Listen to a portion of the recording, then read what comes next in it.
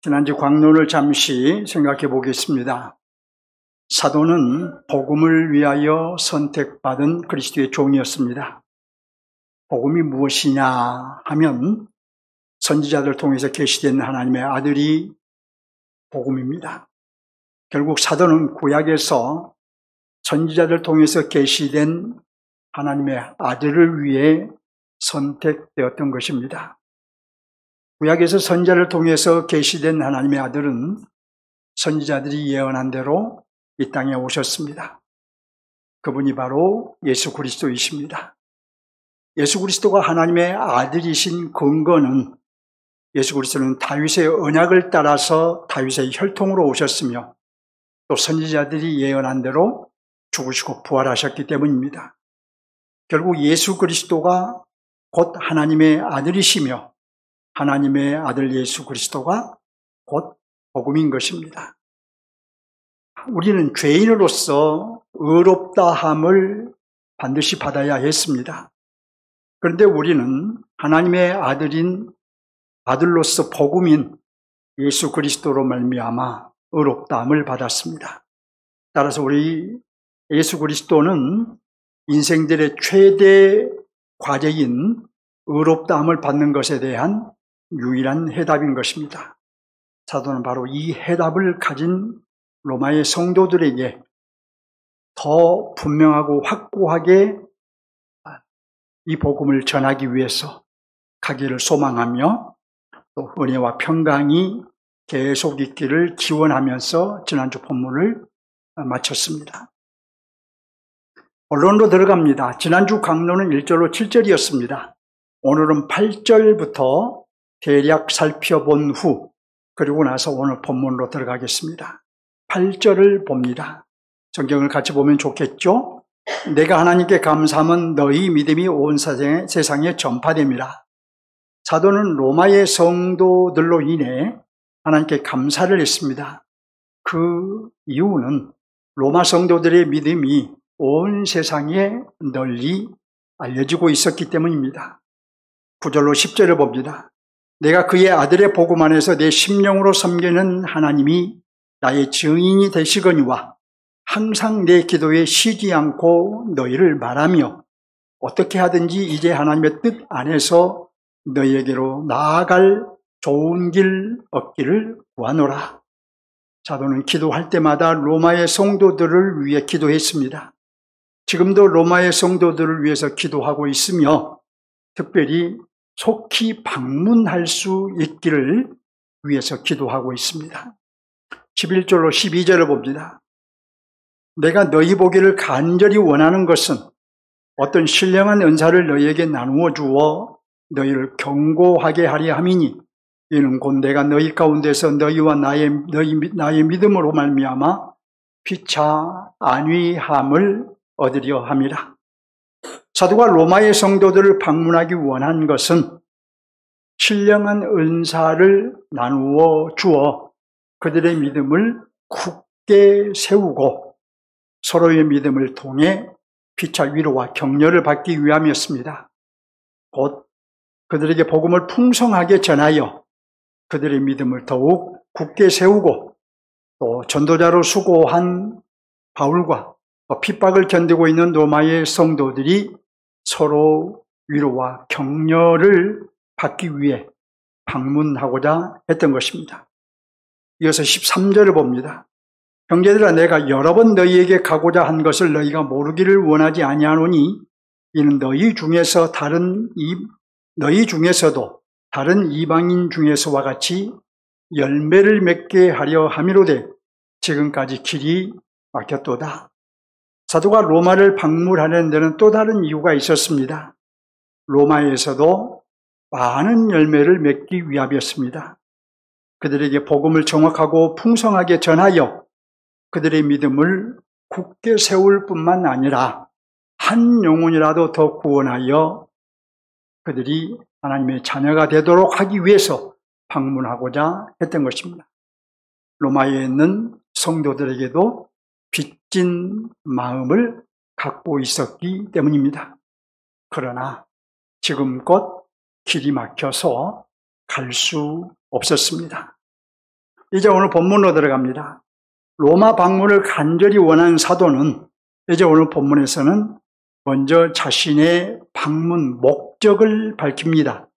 사도의 목적이 무엇이었을까요? 자, 14절을 봅니다. 여러분 성경 14절. 헬라인이나 야만인이나 지혜 있는 자나 어리석은 자에게 그 다음 뭐라고 말합니까? 다 내가 빚진 자라. 자, 자신은 모든 사람들에게 빚진 자라는 것입니다. 자, 그러므로 나는 할 수 있는 대로 로마에 있는 너희에게도 복음 전하기를 원하노라. 빚진 자로서 너희 로마인들에게도 빚을 갚는 심정으로 복음 전하기를 원한다는 것입니다. 사도는 로마에 가기를 간절히 원했는데 그 목적이 무엇이냐? 앞에서 11절의 표현대로 말하면 신령한 은사를 나누어 주려는 것이었습니다. 그리고 15절의 표현대로 말하면 복음, 곧 예수 그리스도를 전하기 위함이었습니다. 이는 로마에 있는 사람들에게도 빚진 자라고 생각을 했기 때문입니다. 왜 모든 사람에게 빚진 자라고 생각했을까요? 자신은 구원과 함께 그리스도의 종으로 부름을 받았는데 복음, 곧 그리스도는 모든 사람들에게 필요하기 때문입니다. 모든 사람은 복음이 필요하기 때문에 모든 사람에게 빚진 자라고 생각한 것입니다. 저와 여러분도 모든 사람들에게 빚진 자라는 마음을 가지고 살아야 할 것입니다. 자, 그런데 우리는 잘못 생각할 때가 있습니다. 자주 망각하는 것이 있다는 것입니다. 우리는 대체로 저 동남아 지역에 오디 지역에 사는 사람에게나 또 저 아프리카인들에게 복음 전하는 일에는 열심을 냅니다. 그런데 내 이웃에 사는 사람에게나 또 어떤 육적으로 부족함이 없어 보이는 사람에게나 또 내 남편이나 가족이나 친족들에게는 열심을 내지 않습니다. 그들에 대해서는 빚진 자의 심정이 없는 것입니다. 우리는 진지하게 생각해 보아야 합니다. 왜 나는 그들에게는 빚진 자라는 마음이 없을까? 왜 나는 남편이나 가족들에 대해서는 빚을 갚아야 한다는 의무감을 느끼지 못할까? 왜 나는 불신자들을 보며 애타는 마음이 없을까? 한번 진지하게 생각해 보아야 합니다. 사도는 이렇게 말했습니다. 내가 복음을 전할지라도 자랑할 것이 없음은 내가 부득불할 일임이라. 만일 복음을 전하지 아니하면 내게 화가 있을 것이미로다. 사도는 이렇게 말한 것입니다. 만일 내가 빚을 갚지 않으면 나는 파산 선고를 받을 것이다. 또 사도는 동족의 구원을 두고 큰 근심이 있고 또 그치지 않는 고통이 있다고 했습니다. 또 동족의 구원을 위해서라면 자신이 저주를 받아서 그리스도에게서 끊어질지라도 동족의 구원을 원한다고 했습니다. 얼마나 동족의 구원을 간절히 원했으면 동족의 구원과 자신의 생명을 바꿀 수 있다고 했겠습니까? 사도는 이방인의 사도로 부름을 받았으나 동족에게도 유대인들에게도 빚진 자의 심정을 한순간도 내려놓을 수 없었던 것입니다. 결국 우리의 구원에도 동반되는 것이 있는데 그게 무엇이냐면 바로 빚진 자의 심정이라는 거예요. 우리도 우리의 구원에 바로 이 마음이 동반되었다. 그 마음을 이미 하나님이 주셨다. 우리가 그 마음을 품지 못하고 살고 있는 것이지 우리도 이미 그 마음을 우리에게도 하나님이 주신 것입니다. 자, 그런데 우리가 이 사도의 글을 보면서, 이 로마서를 보면서 좀 이상한 점이 하나 있습니다. 왜 하나님께서 구원하여 주셨음에도 모든 사람들에게 빚을 졌다고 했을까요? 하나님께 빚을 졌다고 하지 않고 왜 모든 사람들에게 빚을 졌다고 했겠냐는 거예요. 하나님께는 은혜를 입은 것이지 빚을 졌다고 말할 수 없었던 것입니다. 이것은 마치 자녀가 부모님께 은혜를 입었다고 해야지 빚을 졌다고 하는 것이 잘못된 말인 것과 같은 것입니다.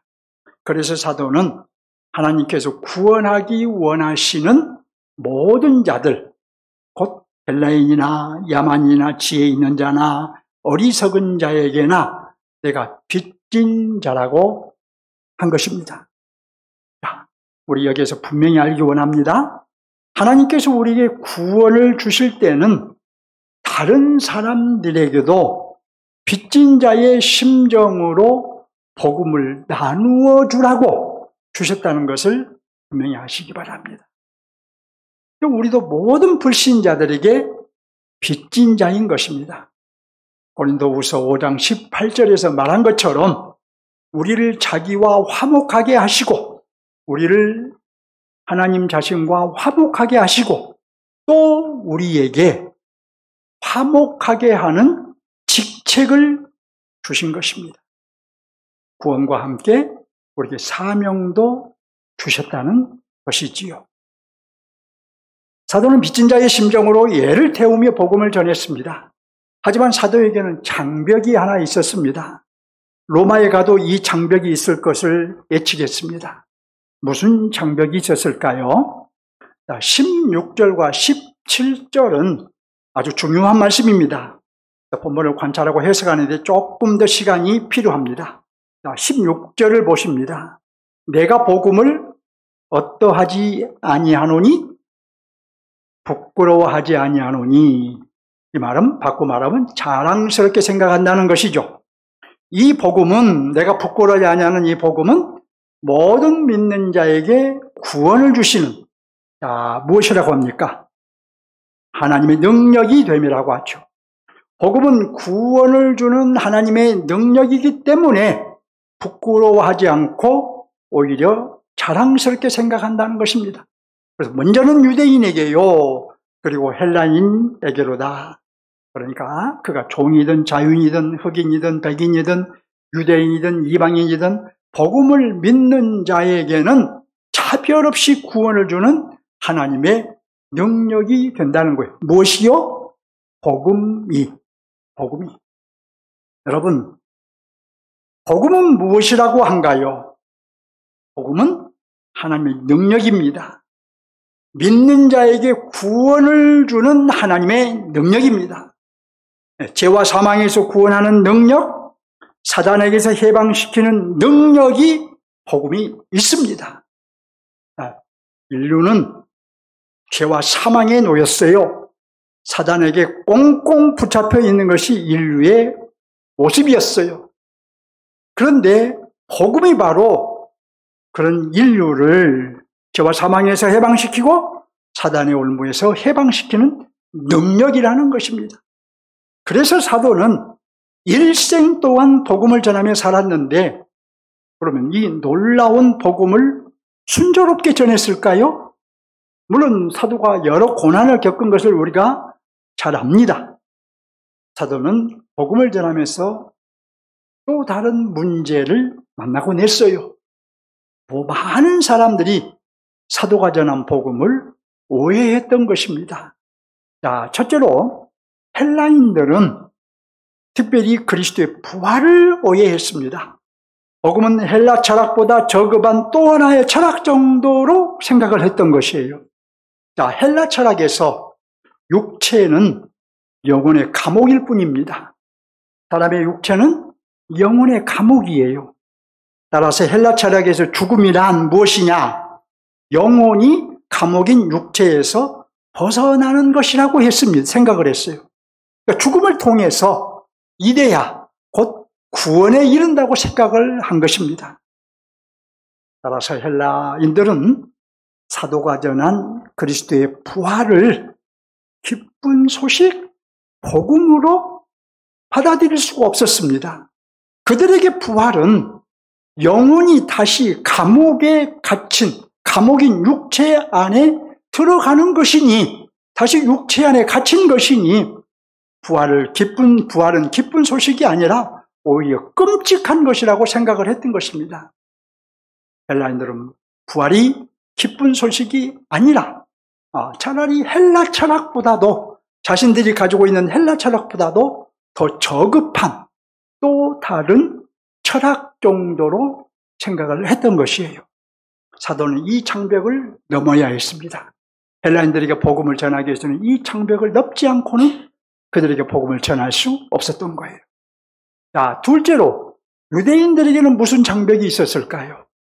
유대인들에게 죽음이란 무엇이냐? 하나님의 저주받은 것이에요. 예. 나무에 달려 죽은 자마다 저주를 받았습니다는 이 말씀을 오해해서 예수님이 십자가에 죽으신 것은 하나님께 저주를 받은 것이라고 생각을 했던 것입니다. 그런데 사도는 십자가에 달려 죽은 예수님을 구원자라고 전했습니다. 유일한 구원자라고 전했어요. 유대인들은 그런 사도에게 물었습니다. 어떻게 나무에 달려 죽은 예수가 메시아란 말이냐? 오히려 예수는 하나님께 저주를 받은 부끄러운 사람 아니냐? 사도는 이 장벽도 넘어야 했어요.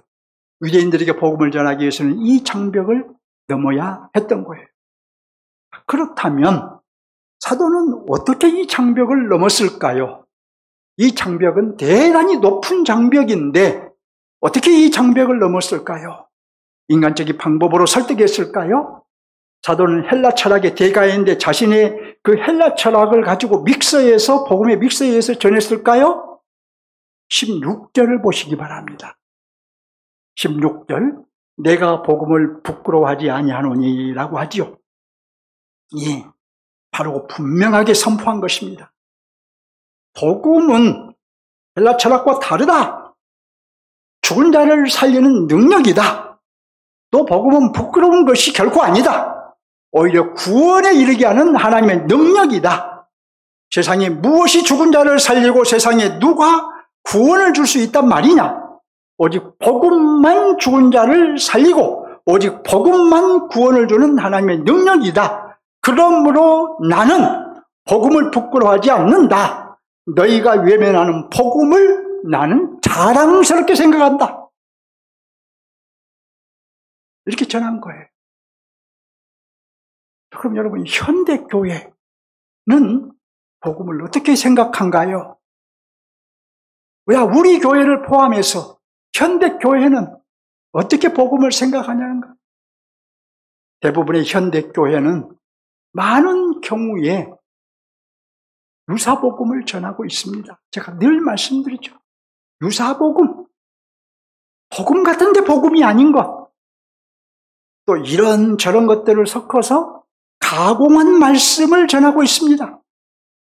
여러분, 이것은 복음의 능력을 믿지 못하는 것이고 복음을 자랑스럽게 생각하지 않은 것으로 판단됩니다. 복음만으로는 부족하다고 생각하는 것이에요. 그러니까 유사복음을 전하고 말씀을 가공해서 전하는 것이죠. 심리학이 필요하다고 생각하고 철학이 필요하다고 생각해서 그것들을 집어넣어서 가공해서 전합니다. 하지만 사도는 여러분, 복음을 전할 때에 잘 들어보세요. 수다한 사람과 같이 하나님의 말씀을 혼잡하게 전하지 아니했다라고 말합니다. 혼잡하게 전하지 아니했습니다. 왜 사도는 가공하지 않았을까요? 왜 타협하지 않았을까요? 복음만이 구원을 주는 하나님의 능력이기에 복음을 자랑스럽게 생각했기 때문입니다. 복음은 인생들의 최대 과제에 대한 해답이기 때문이에요. 여러분은 어떻습니까? 여러분은 복음을 어떻게 생각합니까? 과연 복음을 자랑스럽게 생각하십니까? 복음만을 먹기를 원하고 또 원하고 있습니까? 사도 바울처럼 내게는 우리 주 예수 그리스도의 십자가 외에 결코 자랑할 것이 없다 라고 여러분도 말할 수 있나요? 나는 그리스도의 십자가 외에, 그리스도의 죽으심과 부활 외에 내가 양식으로, 내 영혼의 양식으로 먹을 것이 없다. 오직 그것만 먹겠다. 이런 자세가 되어 있나요? 이어서 사도는 오직 복음을 믿는 믿음으로만 산다고 선포합니다. 17절 보시기 바랍니다. 복음에는 무엇이 나타나서? 하나님의 의가 나타나서, 복음에는 우리가 의롭게 되는 하나님의 의가 제시되어 있다는 것이죠. 그 다음 보면 믿음으로 믿음에 이르게 하나니 복음을 믿음으로만 의롭게 되나니 기록된 바 오직 이는 믿음으로 말미암아 살리라 함과 같으니라. 여러분 보세요. 복음에는 무엇이 나타났다고 한가요? 17절에서 복음에는 하나님의 의가 나타났다고 하지요.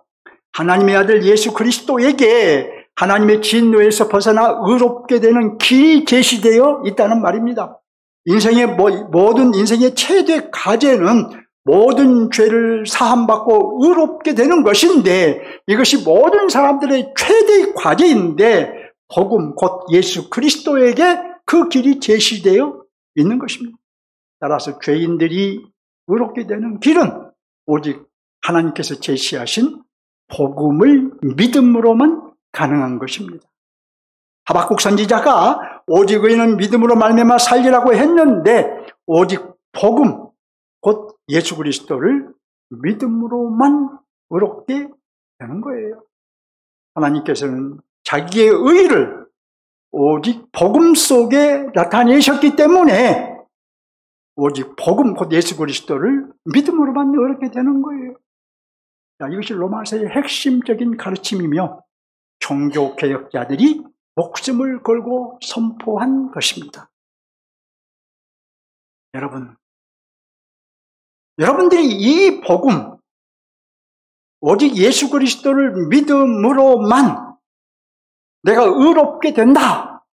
이 복음의 내용을 여러분들이 분명하게, 아주 선명하게 여러분들이 붙잡아야 합니다. 확고하게 붙잡아야 돼요. 이것을 붙잡은 사람은 주님 앞에서 결코 주님을 떠나거나 배도의 길을 가거나 또는 우리의 신앙이 흐트러지는 일이 없을 거예요. 이것이 아니라 다른 것을 붙잡고 살기 때문에, 신앙생활의 이유를 다른 것에 두고 살기 때문에 그것이 채워지지 않으면 주님을 떠나고 배도의 길을 가고 그런 거예요. 여러분들이 예배자로서 예배도 성공하기 위해서는 내가 예수 그리스도를 믿음으로만 의롭게 된다는 이 복음이 여러분의 복음이 되어야 돼요.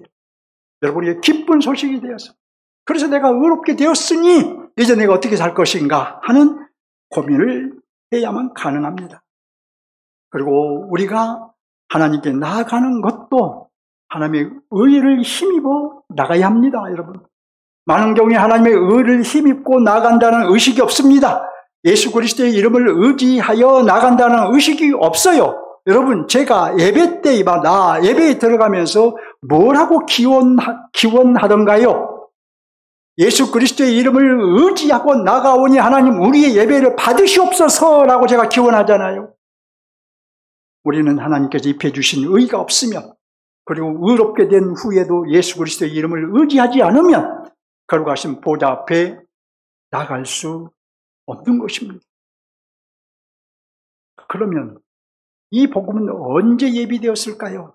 지난주에도 말씀드렸습니다마는 예수 그리스도를 통해서 의롭게 되는 것을 하나님은 아담이 타락한 후에 약속하셨습니다.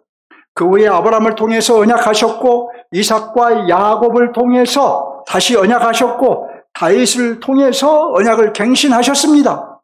그래서 1장 3절에서 예수 그리스도는 다윗의 혈통으로 나셨다고 말합니다.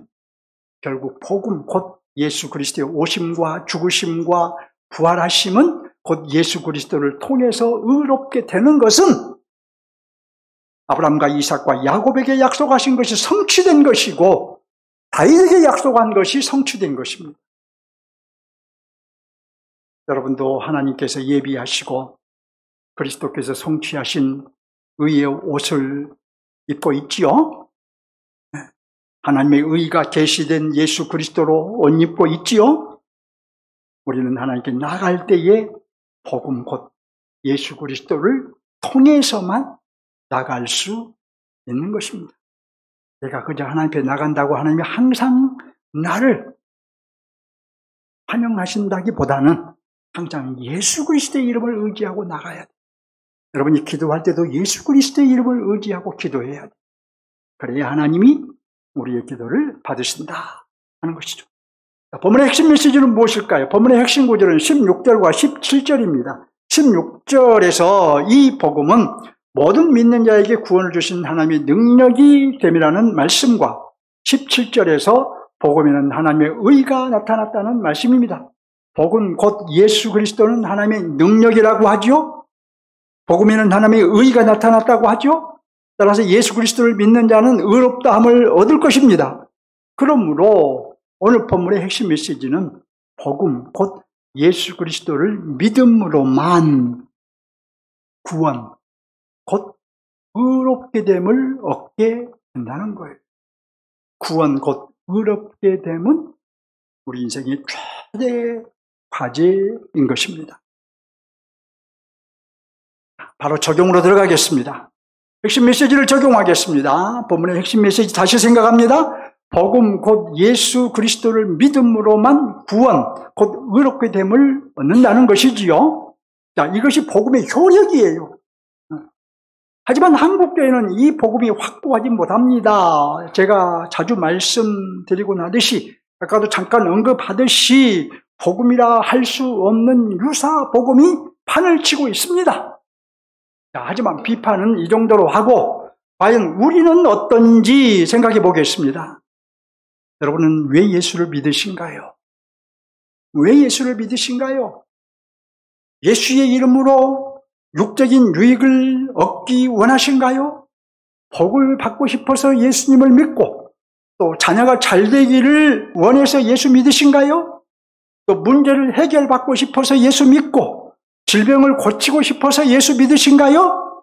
물론 우리는 하나님의 자녀로서 하나님이 주신 복으로 살아야 합니다. 따라서 예수 믿으면 육적인 유익과 복도 기대할 수 있습니다. 하지만 복음 곧 예수 그리스도를 정확히 알지 못하면서 예수 그리스도의 생명으로 살지 못하면서 육적인 것을 바라고 기대하는 것은 바른 신앙이 아닌 것입니다. 그러면 예수 그리스도를 믿는 가장 큰 이유는 무엇이어야 할까요? 우리 자신이 하나님과 원수된 죄인이라는 것을 깨닫고 예수 그리스도를 통해서 의롭게 되는 거예요. 하나님의 은혜로 의롭게 된 이후에는 나를 의롭게 하신 하나님을 잘 섬기는 것입니다. 사나 죽으나 하나님의 영광을 위한 인생이 되어야 합니다. 그러므로 우리의 모든 삶을 하나님 나라에 초점을 맞추어야 합니다. 자, 이렇게 의롭게 되어 하나님을 잘 섬김으로 곧 하나님 나라에 초점을 맞추어 삶으로 우리가 기대할 수 있는 것은 무엇일까요? 자, 먼저 기대할 수 있는 것은 주님 다시 오실 때에 영광스러운 부활을 하는 것입니다. 사랑하는 성도 여러분, 이 영광스러운 부활을 하게 된다는 것이 얼마나 놀라운 일인지 여러분은 아시리라고 생각을 합니다.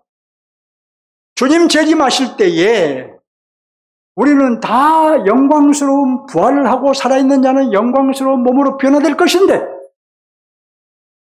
우리 중에 누군가가 그 영광스러운 몸으로 부활되는 데서 제외되어 버린다면 여러분 그는 어떻게 될까요?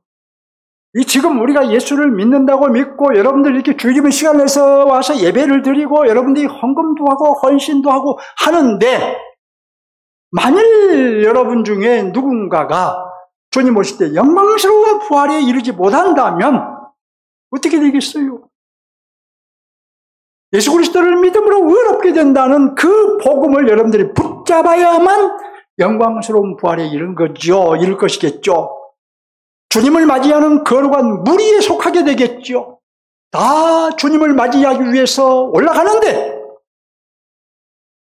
우리가 휴구한다는 것은 오시는 주님을 영접하러 올라가는 거예요.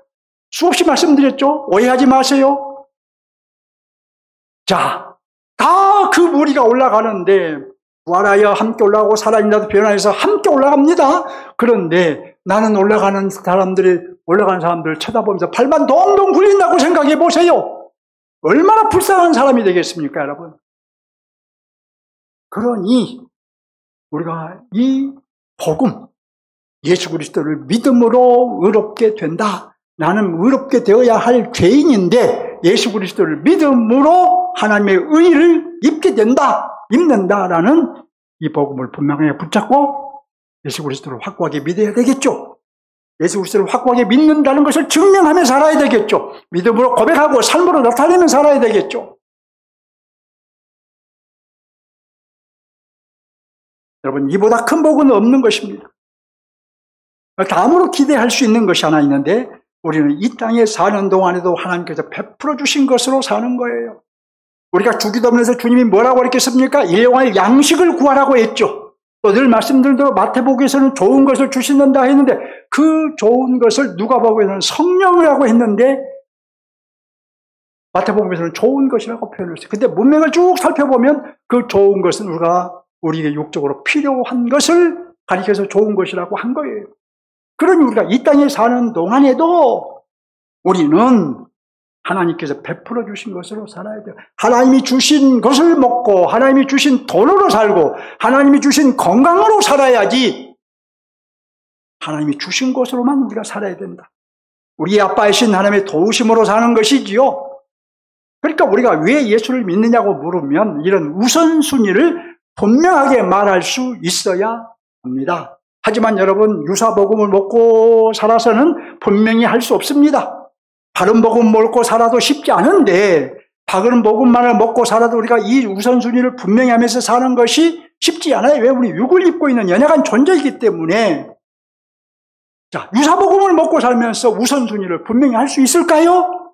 못합니다. 그래서 자신들에게 채워지지 않으면 주님을 떠나고 배도하는 일이 일어나는 거예요.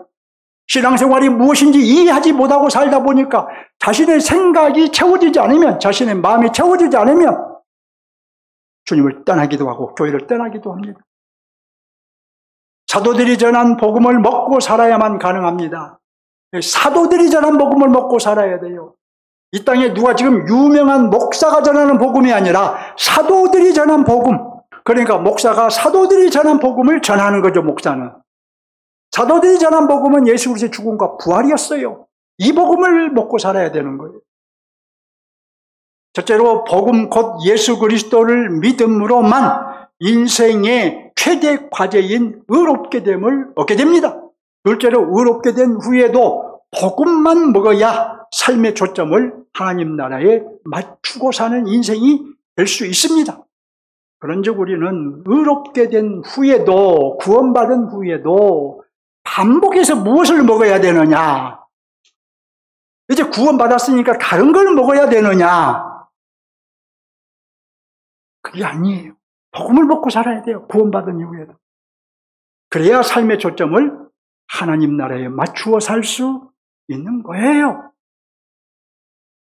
이 진리를 여러분들이 분명하게 깨닫고, 여러분의 목사가 복음, 하나님의 나라 하는데 여러분들이 왜 그러는가를 알아야 그것을 달콤한 여러분의 영혼에 힘이 되는 말씀을 양식으로 즐겁게 받아 먹을 수 있겠지요. 둘째, 하나님 나라 관점에서 적용하겠습니다. 서신서의 하나님의 나라는 사도들이 선포된 하나님의 나라이지요. 그러면 오늘 본문의 하나님의 나라는 어느 면을 보여줄 수 있을까요?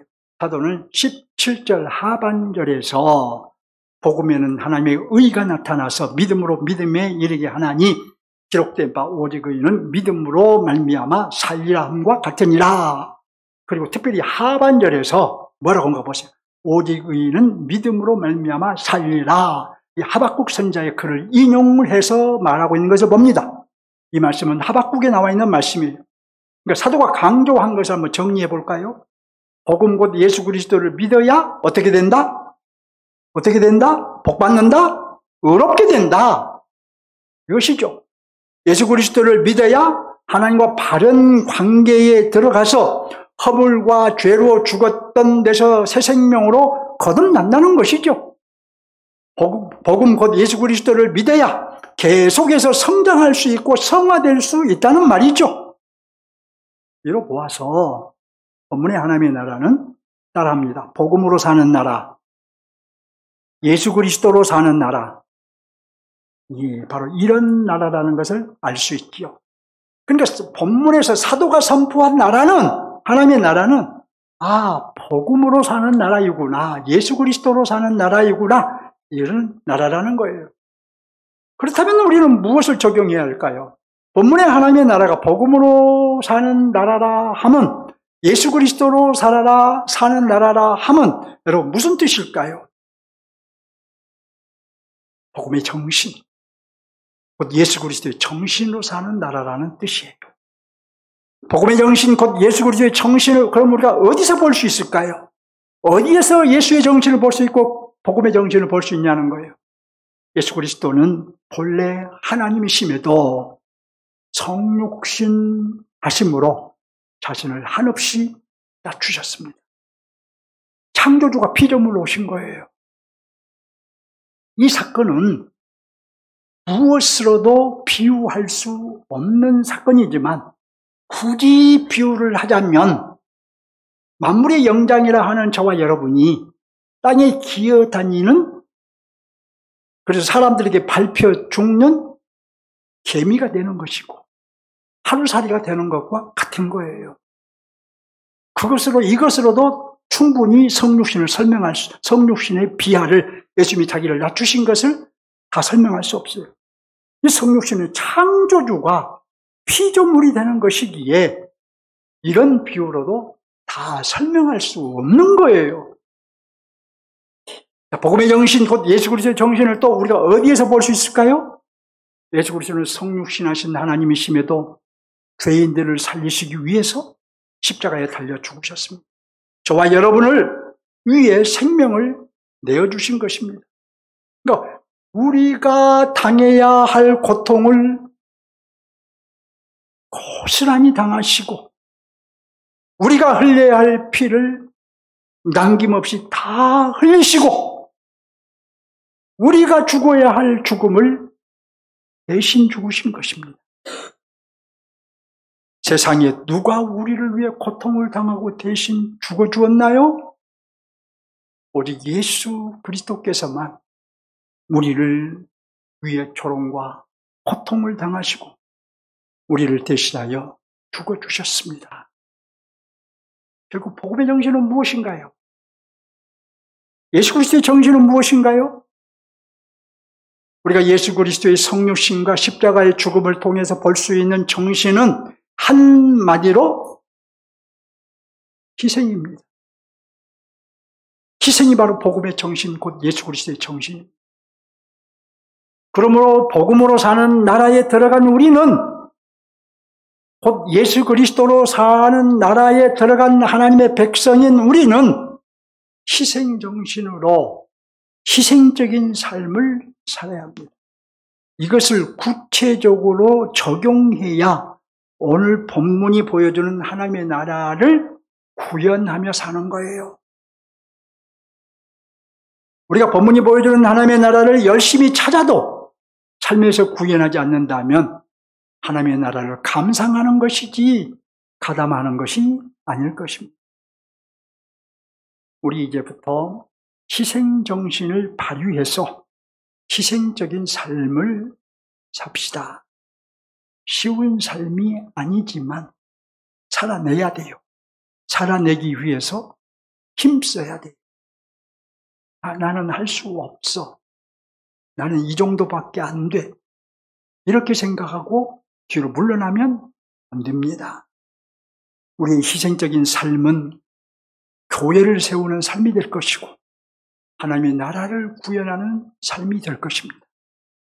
지체들과의 관계에서도 희생정신을 발휘하십시오. 지체들과의 관계에서도 내가 먼저 희생한다는 그 희생정신을 발휘하십시오. 심지어 여러분이 세상에서도 희생적인 삶을 사십시오. 어떻게 살아야 희생적인 삶을 살 수 있을까요?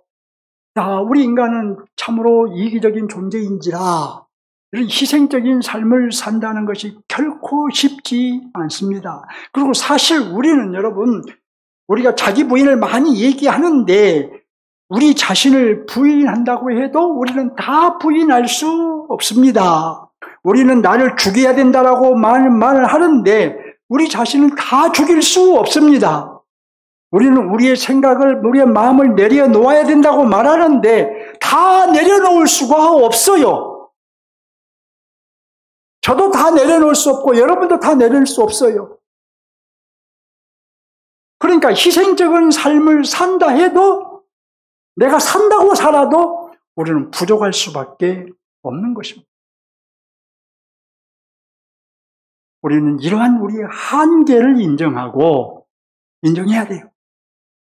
어떻게 하냐, 그 다음에 지금보다 따라합니다. 조금 더, 지금보다 조금 더 자기를 부인하고, 지금보다 조금 더 자신을 죽이고, 지금보다 조금 더 내려놓고, 지금보다 조금 더 희생하는 것을 날마다의 내 목표로 삼고, 그 목표를 이루기 위해, 도달하기 위해 영적인 싸움을 하는 거예요. 날마다 조금만 더, 한 걸음 한 걸음 주님 의지하고 우리의 한계를 극복해 가는 거예요. 나도 모르는 사이에 어느 시점에 가면 성장이 있을 것입니다. 우리의 문제는 조금만 더라는 목표가 없는 거예요. 내가 지금 이 정도 하고 있으니까, 내가 희생적인 삶을 이 정도 살고 있으니까 내가 조금만 더 해서 여기까지 끌어올려야지. 이런 목표가 없어요. 대부분 없어요. 목표가 없으니까 성화의 싸움에 대한 의지도 없고, 의지가 없으니까 어제나 오늘이나 동일할 수밖에 없습니다. 여러분, 어제나 오늘이나 동일하신 분은 주님이시고, 우리는 날마다 조금씩 변화되고 성장해 가야 하는 거예요. 우리가 어제나 오늘이나 동일하면은 곤란합니다. 오늘 본문이 우리에게 요구하는 것은 복음으로 살라는 것입니다. 예수 그리스도로 살라는 것입니다. 사도는 이것을 로마서 13장 14절에서는 오직 주 예수 그리스도로 옷 입으라, 이렇게 권면을, 이 점을 잘 적용하시기를 주님의 이름으로 축원합니다. 말씀을 맺겠습니다. 두 가지를 분명히 하면서 맺겠습니다. 첫째로, 우리는 복음 곧 예수 그리스도를 믿음으로 의롭게 되었습니다. 우리는 앞으로도 예수 그리스도 안에서 예수 그리스도를 믿는 그 믿음으로 계속 살아야 합니다. 예수 그리스도 밖으로 나가면 실패하고 좌절과 절망을 맛보게 되어 있습니다. 그런데 이 경고를 무시하고 내 마음대로 살게 되면 어떻게 될까요? 과연 의롭게 되었는지 의심할 수밖에 없어요. 우리는 복음으로 살아야 합니다. 예수 그리스도로 살아야 돼요. 복음 곧 예수 그리스도의 정신인 희생정신으로 가정에서도 교회에서 사회에서도 희생적인 삶을 살아야 합니다. 우리의 육신적인 삶이 우리의 성육신적인 삶이 공동체를 살립니다. 한 번에 우리가 완전하게 살 수는 없다는 것을 우리가 인정하시고 조금만 더라는 목표를 세우고 날마다 그 조금만 더라는 목표에 도달하기 위해 영적인 싸움을 싸우시기 바랍니다. 우리는 하나님의 자녀로서 우리가 들어간 하나님의 나라는 복음, 예수 그리스도로 사는 나라이다라는 것을 잊지 마시기 바랍니다. 날마다, 어제도 오늘도 내일도 조금만 더,